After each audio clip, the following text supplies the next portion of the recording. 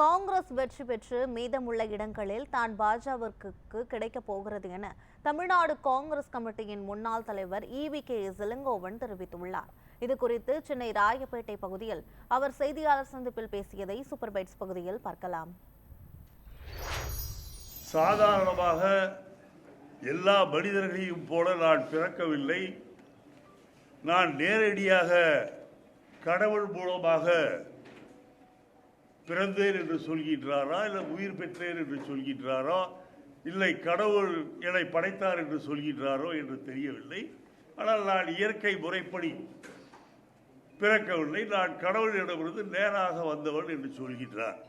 இன்றைக்கு இவரை பொறுத்தவரையில் இந்த தேர்தலில் கண்டிப்பாக வெற்றி பெற முடியாது என்பது அவருக்கு தெரிந்துவிட்டது. 400 என்று ஆரம்பத்திலே சொன்னவர் இப்போது எண்ணிக்கையை சொல்வதில்லை. சொல்லால் எப்படி சொல்ல முடியும் இப்போது என்று சொன்னால் 400 என்று எழுதி அதை நாளை மட்டும் எடுத்துவிட்டால் மீதி இருப்பது என்னவோ அதுதான் அவர்களுக்கு கிடைக்கப் போகின்றது என்பதை நம்மை விட அவர் அதிகமாக உணர்ந்திருக்கின்றார். இந்த தேர்தலில் நீங்கள் தோல்வியடைய போவீர்கள், அதில் எந்த விதமான சந்தேகமும் கிடையாது. ஆனால் தமிழர்களை தாக்குவதை நீங்கள் விட்டுவிட வேண்டும். தமிழ் மக்கள் பொங்கி எழுந்தால் என்ன நடக்கும் என்பதை எல்லோருக்கும் தெரியும்.